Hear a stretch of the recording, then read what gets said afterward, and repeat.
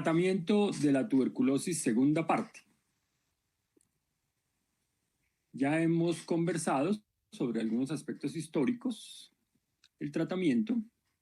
Hemos mencionado los principios terapéuticos, microbiológicos, farmacológicos. Hemos clasificado los medicamentos. Hemos hablado de los fármacos de primera línea y hablaremos entonces de los fármacos de segunda línea, los esquemas de tratamiento, las reacciones adversas y el tratamiento de la infección latente. En cuanto a los fármacos de segunda línea, tradicionalmente se han utilizado esos términos primera línea para notar como los medicamentos que se utilizan los mejores e inicialmente tuberculosis sensibles, y utilizamos esta terminología de segunda línea actualmente para los tratamientos que tienen micobacterias resistentes. Lógicamente, si se me permite la presentación, son los de primera línea en los medicamentos para tuberculosis resistente. Pero bueno, tradicionalmente se han considerado así, primera y segunda línea. ¿Cuáles son los tratamientos o cuál es el tratamiento con los mismos presupuestos farmacológicos y bacteriológicos que los lineamientos del Ministerio de Salud recomiendan para el tratamiento de la tuberculosis multiresistente? Aquí están enunciados: bedaquilina, levofloxacina, linezolid y clofazimina. Debo hacer mención de que para llegar a estos esquemas de segunda línea, pues se ha tenido que avanzar con el descubrimiento de medicamentos, como por ejemplo la bedaquilina, el uso de medicamentos para tuberculosis, como es el tema de la levofloxacina o de las quinolonas, y la utilización de medicamentos para otras patologías, pero que se ha visto su utilidad en tuberculosis resistente, como es el tema del linezolid y la clofazimina. Debo decir también que la evolución del tratamiento para tuberculosis resistente, así como ha ocurrido con los tratamientos para tuberculosis sensible, ha evolucionado con el tiempo. En este caso, este esquema también es un gran logro de los últimos años. Debo decir, recuerden de pronto ustedes, que el tratamiento de la tuberculosis resistente era un dolor de cabeza para las instituciones de salud, para los pacientes, para los médicos y sus familias, porque no existían alternativas potentes, muy efectivas, que no fueran los de primera línea, isoniazida y rifampicina. Recuerdo entonces que la multidrogoresistencia se define por la resistencia simultánea a rifampicina y isoniazida. Cuando una micobacteria se vuelve resistente a isoniazida y rifampicina, se denomina multidrogoresistencia. Habían unos esquemas previamente que utilizaban medicamentos de segunda línea, pero refiriéndonos a segunda línea menos efectivos: la cicloserina, el PAS, la etionamida, los aminoglicósidos. Con el paso de los años y la investigación reciente, no solo con estudios de pacientes, sino con ensayos clínicos, llegamos a estos fármacos antituberculosos de segunda línea que están disponibles en Colombia para su uso. Bedaquilina, bactericida y esterilizante. Levofloxacina, bactericida y esterilizante. Diferentes mecanismos de acción. Linezolid, bactericida. Clofazimina, esterilizante. De tal forma que es una un esquema que permite un tratamiento muy efectivo para los pacientes que tienen resistencia. La bedaquilina viene en presentaciones de 100 miligramos, se da 400 miligramos las 2 primeras semanas y posteriormente 200 miligramos 3 veces por semana por 22 semanas, vía oral. La levofloxacina se da tabletas de 250, 750 a 1000 miligramos diarios durante todo el tiempo de tratamiento. Linezolid, tabletas de 600 miligramos, una tableta diaria durante todo el tiempo del tratamiento. Y clofazimina, cápsulas de 100 miligramos diarios, todo el tiempo de tratamiento. Ya miraremos cómo es el esquema. Algunos de estos medicamentos deben ser vigilados para sus reacciones adversas, tener en cuenta la prolongación del QT, algunos cambios con enzimas hepáticas, algunos cambios con el cuadro hemático, los glóbulos blancos, y en la clofazimina, muy importante, la pigmentación de la piel. En los lineamientos está expresamente reglamentado el uso de este esquema.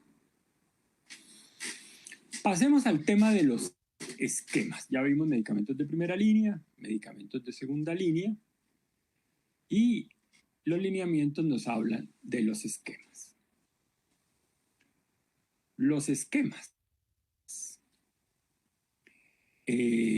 básicamente se hacen referencia a que todos los pacientes deben recibir el tratamiento, debe disponerse de los medicamentos, deben supervisarse y debe hacerse el seguimiento de los casos, con las tarjetas, con el equipo de salud competente y respectivo. Existen múltiples actividades administrativas y operativas, existen múltiples actividades de educación al paciente, a la familia, al contexto comunitario, y se tratan de implementar diferentes estrategias de observación del tratamiento. Existen las estrategias por la IPS, la estrategia comunitaria, la estrategia domiciliaria y la estrategia virtual. Y lógicamente, el registro y la supervisión por los trabajadores de la salud o por los agentes comunitarios. Todo esto en los lineamientos está claro. ¿Cuál es el esquema universal de tratamiento para la tuberculosis presumiblemente o confirmada sensible a isoniazida y rifampicina?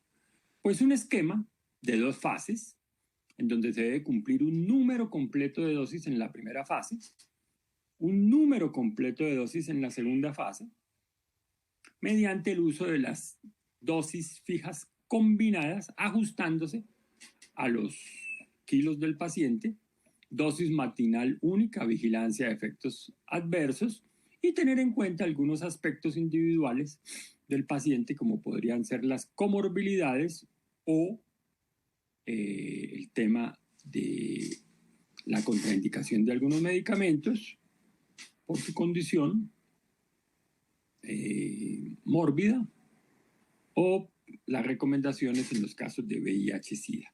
En general, el esquema universal de tratamiento son 6 meses, 2 de primera fase, 4 de segunda fase, con el tetra conjugado, isoniazida, rifampicina, pirazinamida, etambutol, y en la segunda fase 4, que se puede prolongar unos meses más o unas dosis más o unos meses más o unas semanas más, y únicamente isoniazida y rifampicina. Los esquemas del tratamiento que los lineamientos nos presentan son esquema para tuberculosis sensible, esquema para tuberculosis sensible en personas VIH, esquemas en situaciones clínicas particulares, esquemas para tuberculosis farmacoresistente, esquemas para infección tuberculosa latente, y también hay un algoritmo de decisiones para el seguimiento del tratamiento en el caso de los que se puedan seguir con la bacteriología y la baciloscopia. Aquí tenemos nuestro esquema de tratamiento para la tuberculosis sensible. Ya había mencionado que las tabletas traen dosis fija combinada, rifampicina 150 miligramos, isoniazida 75, piracinamida 400 y etambutol 275. Y para la segunda fase tenemos tabletas de 150 rifampicina y 75 isoniazida. El total de dosis, 168 dosis, 56 dosis en la primera fase y 112 dosis en la segunda fase, de lunes a sábado, tanto en la fase intensiva como en la fase de continuación. Y dependiendo de los kilogramos del paciente, se dan o 2 del tetraconjugado, o 2 del biconjugado, o 3, primera o segunda, o 4 y 4. Menos de 39 kilos, más de 25, 2, tanto del tetraconjugado las 56 dosis como del biconjugado las 112 dosis. Si sube de 40 a 54, 3, y si sube de 55, 4, no más de 4. Familiarizarse con el tipo de presentación, con el color, con el tamaño, con el blister, para que el paciente identifique, para que el personal de salud identifique.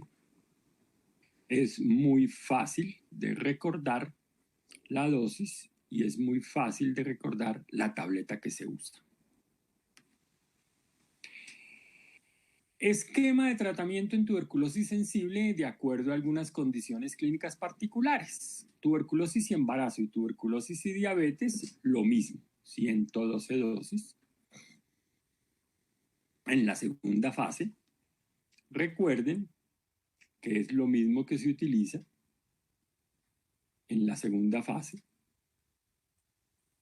Tuberculosis miliar, 112 dosis.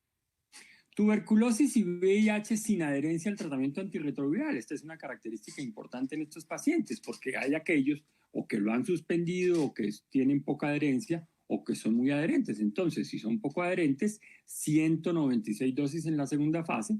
Lo mismo en aquellos pacientes que tienen silicotuberculosis o tuberculosis genitourinaria o patología renal crónica.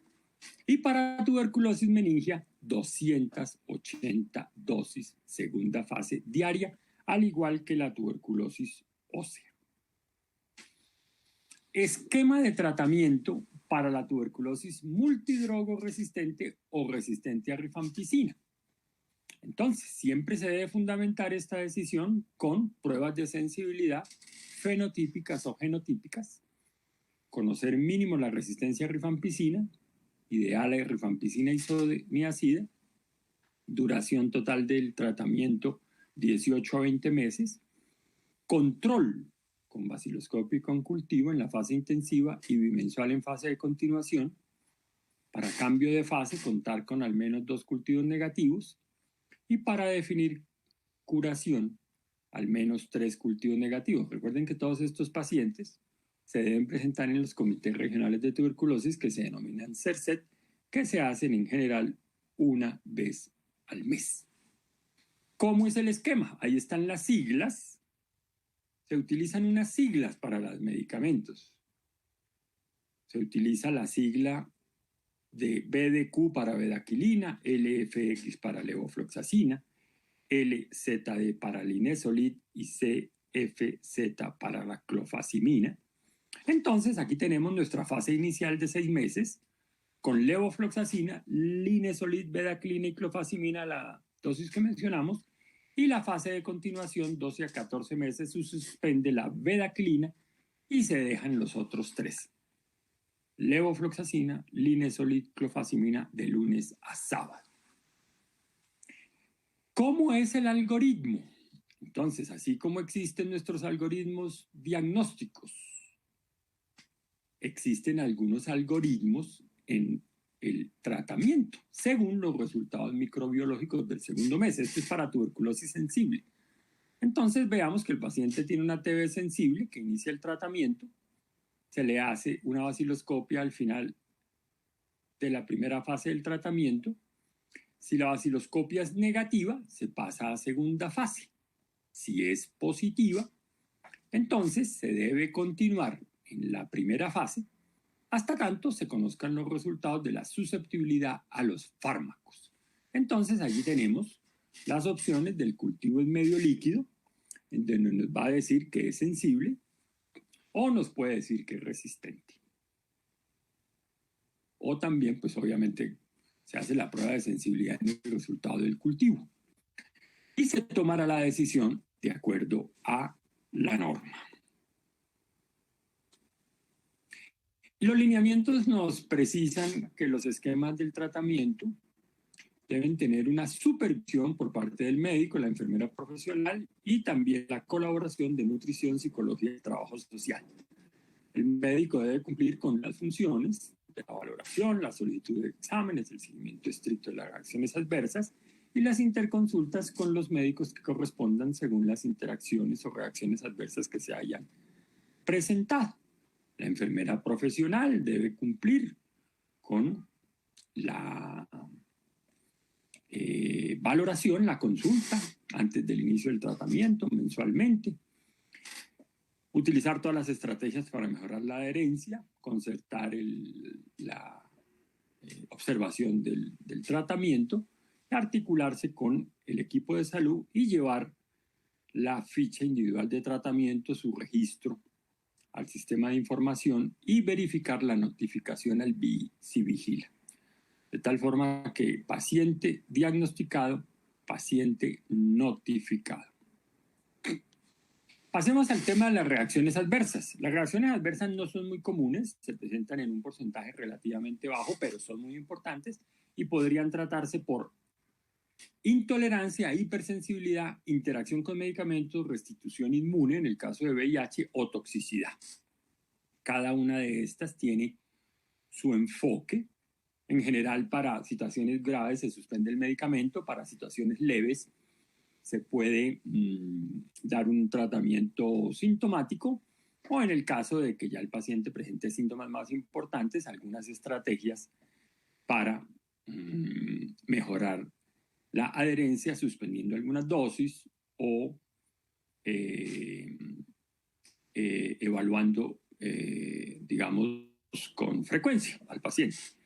En cuanto a la toxicidad más común son los problemas hepatobiliares por hepatitis, los síntomas gastrointestinales por gastritis y los otros problemas son un poco menos frecuentes, pero siempre son delicados.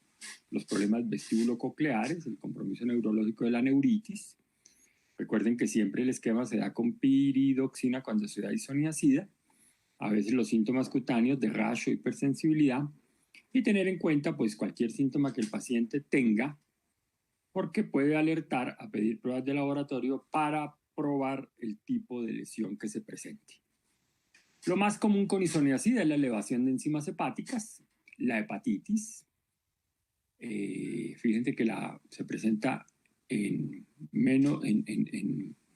más de 1 por 1000, pero en menos de 1%. Hepatitis, neuropatía periférica y fiebre medicamentosa. Y otros efectos adversos que no son muy comunes, pero hay que tenerlos en cuenta, de tal forma que siempre que uno ve un paciente que está tomando medicamentos y manifiesta algún síntoma, revisar si alguno de los medicamentos está presentando un efecto adverso raro, porque habitualmente se reconocen los frecuentes o los comunes o los infrecuentes. Rifampicina, se pueden elevar las bilirrubinas al inicio del tratamiento, elevan las enzimas hepáticas, colorea de color naranja la orina, la hepatitis y algo otros menos comunes pero muy importantes. Piracinamida también produce hepatitis, artralgias, náuseas y otros más raros, y el etambutol el que menos efectos produce, no muy comunes pero tener en cuenta. De tal forma que los eventos adversos hay que tenerlos en cuenta, por eso se recomienda la información al paciente, pues no ponerlo sobre el tema de que los medicamentos le van a producir necesariamente eventos adversos, pero sí que por favor esté perceptivo y comunicando a la enfermera y al médico tratante. Pasemos por último al tema del tratamiento de la infección tuberculosa latente. Entonces ya comentamos que la infección tuberculosa latente es la verificación de que el paciente estuvo infectado y que requiere un tratamiento para evitar la enfermedad. Entonces, hay dos esquemas: la isoniazida en monoterapia 6 meses, a 5 miligramos por kilo en adultos, a 10 miligramos en los niños, o la isoniazida más la rifapentina, 12 dosis, 3 meses, según los kilogramos de peso corporal. Ambos son buenos esquemas, uno más tiempo, el otro menos tiempo. Con esto damos por terminado nuestro tema de la terapéutica del tratamiento de la tuberculosis. Muchas gracias.